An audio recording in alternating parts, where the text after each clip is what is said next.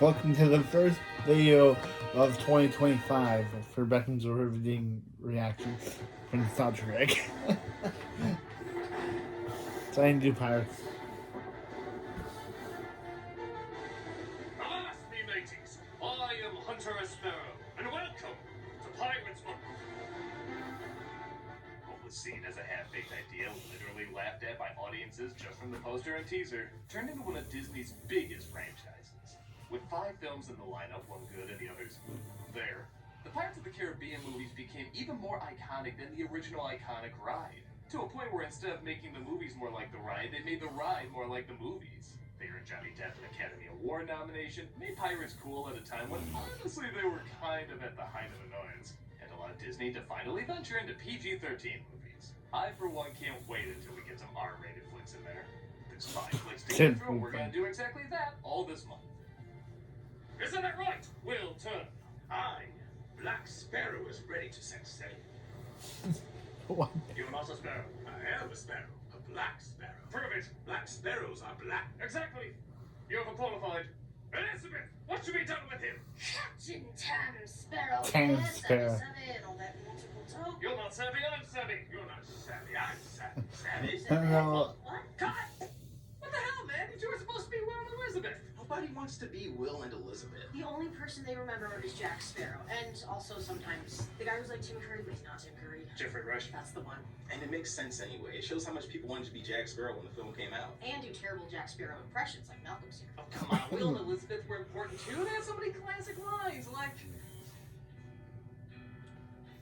There's one about a corset, I think. Exactly, that classic line Will said. Elizabeth. Elizabeth said! Let's face it, the only reason people liked these movies was for Jack Sparrow. Now that's not true. That's indicating people liked all the movies. You know what he means, though. The success was due to him. I still think there's more to it than that. And to prove it, I'm gonna play Will and Elizabeth, and I will let you two play Jack Sparrow. Wow. That's really big of No you. problem at all. I'm gonna go change in the costume to prove my point.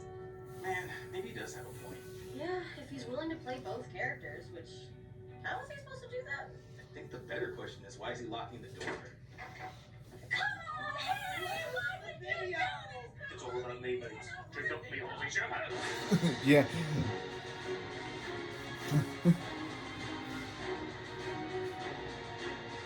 Released 20 years ago in 2003, Pirates of the Caribbean... Hey, that's when I was born. Exceeded So almost everybody's expectations. I was a I'm not baby. kidding when I say audiences thought this would be one of Disney's biggest blunders. I remember people passing by the posters saying, oh my god, are they really doing this? Even when the trailers came out, I heard people laughing at how ridiculous Johnny Depp looked and that Jerry Bruckheimer was producing. Are we supposed to take this seriously?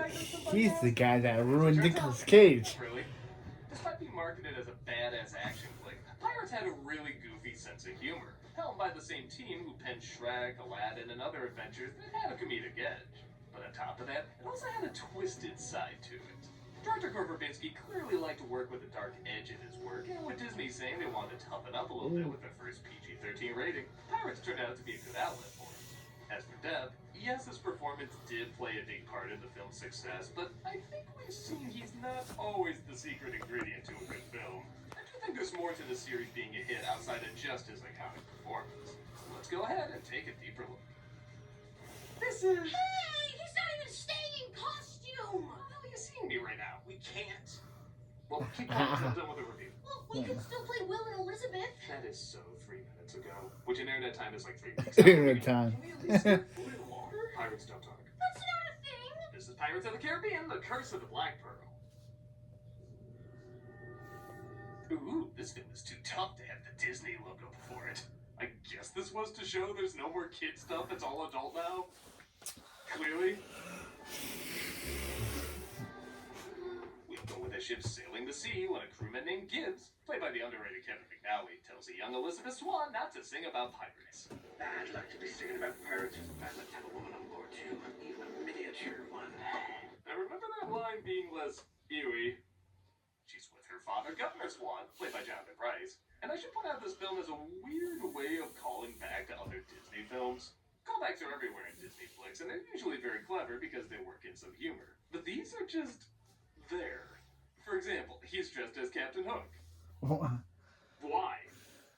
Barbossa offers an apple that Elizabeth thinks is poisoned. Sure. And look, this guy's the Little Mermaid. A little mermaid flopped up on deck and told them the whole story. Yeah, they're more distracting than funny.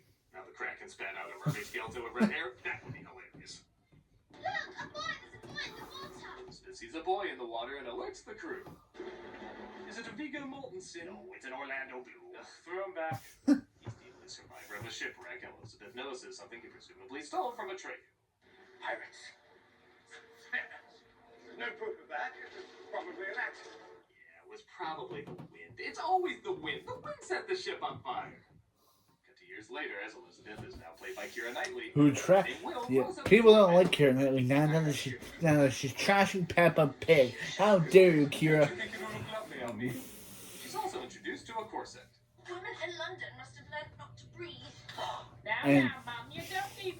And women in London must have not liked Peppa Pig because that's what Keira Knightley is doing. Intros of all time.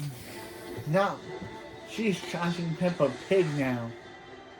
It's a great scene because this finally let people know after seeing all the ads where they make Sparrow look like a badass. Oh, he's supposed to look ridiculous. And he also won the Amber Heard trial. Depp worked hard at getting the look and actions of this character down, but sometimes a little too hard. Well, most people know he heard that pirates were the rock stars of their day, so he played them like Keith Richards. Many don't know that while Verbinski said yes to almost all of Depp's costume choices, he drew the line at an artificial nose that would fall off every single time he sneezed. Yeah, I think something was definitely going on with Depp's nose when he recommended that. A ship like that makes this one here a bit superfluous, really. Apparently there's some sort of high-toned and fancy to do up at the fort, eh? And like that, Russell Brand saw this performance and said, I can do that the rest of my life, but bad. Well, Commodore Norrington, played by Jack Davenport, starts proposing to Elizabeth. She passes out due to the tightness of the corset, resulting in Sparrow saving her. Will you be saving her then? I can't swim. Alright, Andre the Giant. Discovered to be the famous outlaw, though, and immediately arrested. These are his, sir. The compass that doesn't point north. No, it only points to what your heart wants, or whatever bullshit we make up in the next one pretending we had these planned all along. You are without doubt the What? worst pirate I've ever heard of. But you have heard of. I am the original Hate Watcher. He manages to escape, though, and works his way into Will Turner's smithy. He breaks his chains with a wheel. These people wrote cartoons, you're gonna get a cartoon. And he runs into Turner, who tries to stop his escape. Excellent form. How's your food? If I step here. Very good. So I'm not gonna pretend the writing in this is spectacular. It is more clever than I think people give credit for. While it is at times a little exposition-y. You've seen a ship with black sails that's crewed by the devil. Who makes all these? I do. And I practice with them 3 hours a day. Been preying on ships and settlements for near 10 years. As the three demands parley, you can do them no harm until the parley is complete. There's a lot of information crammed into certain moments you might miss upon first viewing. Sparrow testing Turner's footwork is not only an excuse to have an action sequence, but it's also used to show how clever he is moving him closer towards the exit. When he pulls out the gun, it not only shows that he's a cheat, but also that he doesn't want to use it for certain reasons we'll discover later. But he will if he has to. He is still a cutthroat. Please move. No. This shot is not meant for you. A lot of scenes are like that, kind of doing two things at once. Sparrow is captured, though, as the film tries to remind you, oh yeah, this was based on a ride, right? The dog is never going to move. Skips as if we haven't resigned ourselves to the gallows just yet. First time. Sparrow's former ship, the Black Pearl, arrives as the golden piece Elizabeth had called to them in the water.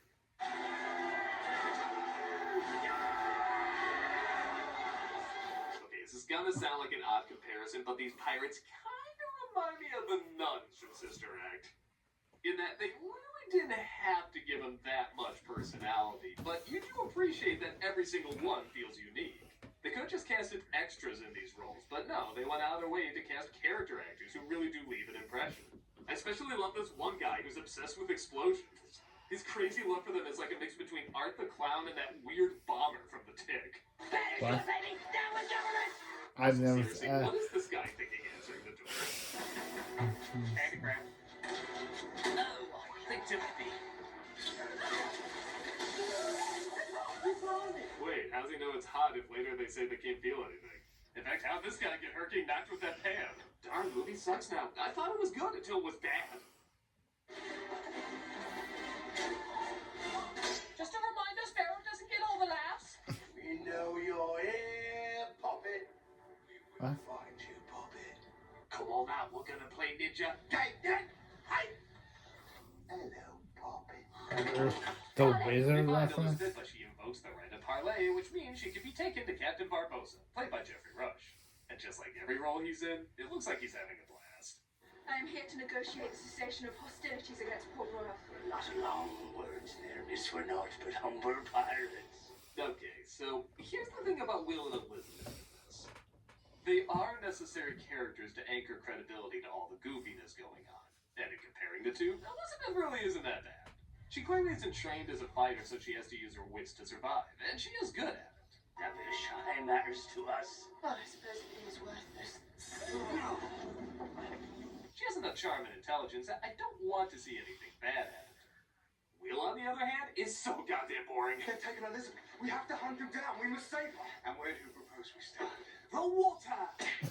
What? A lot of this may come from Bloom, who wanted to play the role smooth and cool, while Verbinski kept insisting he was supposed to be a dork. It's only sword fighting that he's supposed to excel at. Everything else about him is supposed to be out of place. And he's both too suave and too bland to be out of place. I am ice! Yeah, is that really that funny? I feel like a Nicholas Hoult, Tom Holland, or James McAvoy could pull this off with more comedy and personality. Bloom just looks like Legolas needs a bath. He doesn't leave much of an impact. With that said, though, he's not awful. He has a cute moment here and there, and clearly he's supposed to be eye candy for younger viewers. But whenever there's a scene where he's the focus, I constantly have to remind myself, oh, this scene was in the movie? I totally forgot that, despite seeing this several times. You were familiar with that ship, the Black Pearl? I have it. Thankfully, he teams up with Jack Sparrow, though, who agrees to help him save Elizabeth if he can help him escape and be captain once again of the Black Pearl. I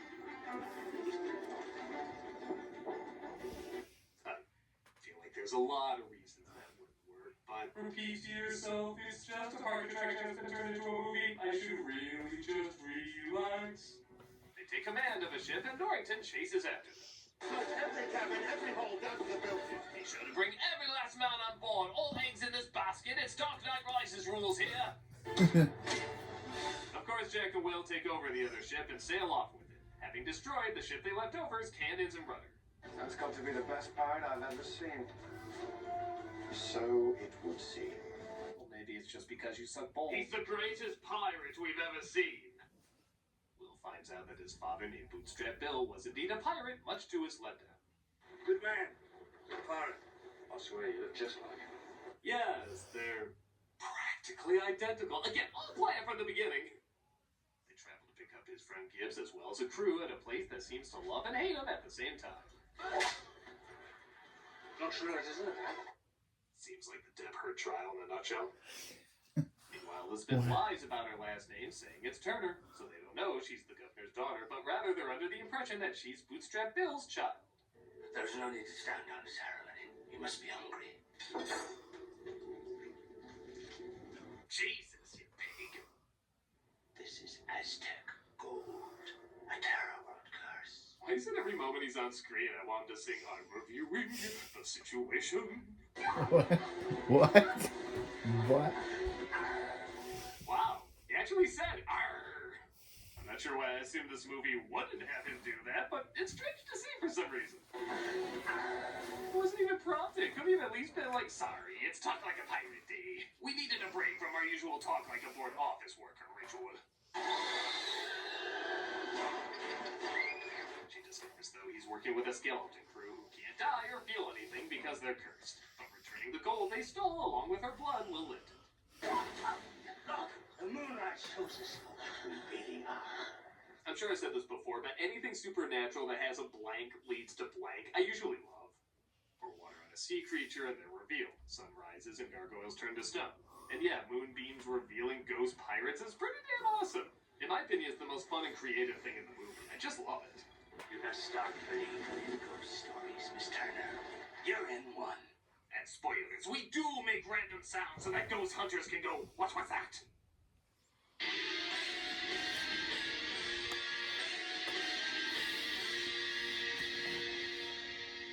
Jack and Will acquire acquire themselves a crew, including Zoe Saldana. You stole my boat. You'll get another one. I will.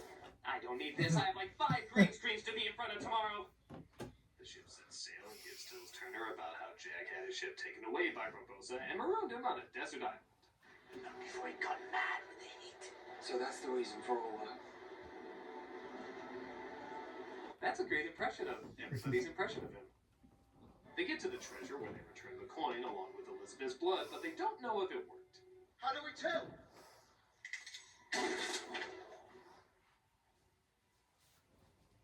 Do I need a joke for everything? Can't that just be funny? Parlay! Damn! That's whatever money on a parlay. That would be the French. Ah, the French. Will and Elizabeth escape, but Jack gets captured, and he tells him why Elizabeth's blood didn't work. The girl's blood didn't work, did it? Hold your fire. Despite only having a few scenes together, I instantly believe the rivalry between these two. Whenever they talk, it genuinely feels like they've known each other for years, and they love getting under each other's skin, so to speak.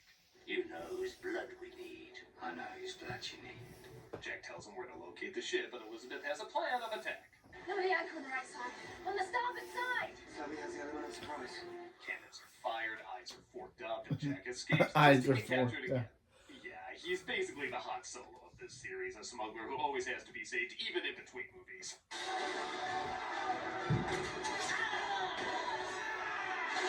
How's that plan working out, Elizabeth?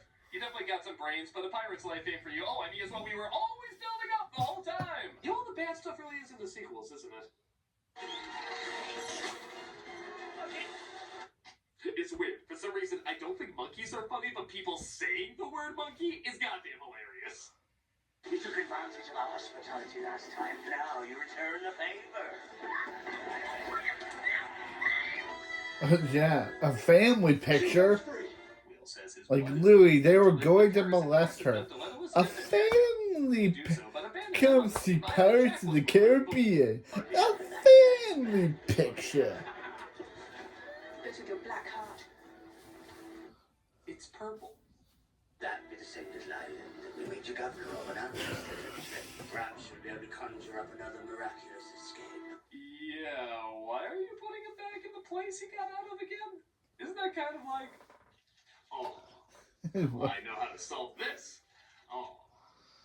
Jack admits it was pure luck how he got off the island before, but Elizabeth pretends to flirt with him and get him drunk so that she can set the island ablaze. When the devil's attraction will really valley, Sings about as well as he did in Sweeney Todd.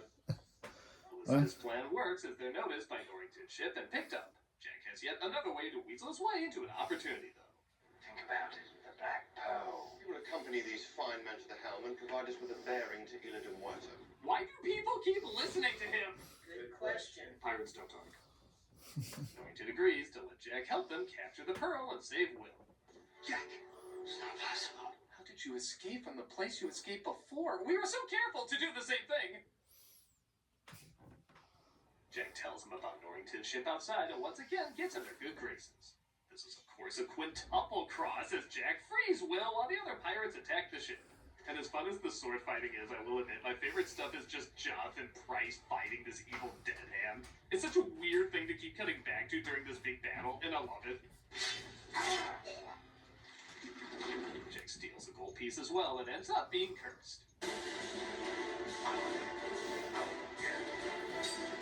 I honestly don't have many notes about this climax. Fighting in and out of the moonlight is cool. This weird thing where they put a bomb in a guy's stomach is cool. Nice pay. Try wearing a corset. That line's a little lame, but overall the finale's pretty fun. Jack uses the bullet he's been saving for years to kill Barbosa just as Turner returns the coin with his blood. I feel cold. Okay, so this is admittedly a weird complaint, but for years I always thought he said, I feel old, when really he said, I feel cold. I think I feel old is a better line. I just love he would feel that as he gets feeling back and begins to die. If only the writers could be as smart as my terrible hearing. The The pirates go back to normal, and Verbinski on his commentary track said, "This is when you realize the movie was actually kind of about something." And it sounds weird, but I know what he's talking about. These pirates spent so long trying to get this curse lifted, to stop being invincible, and now that's gone, everything else they know is about to be taken away.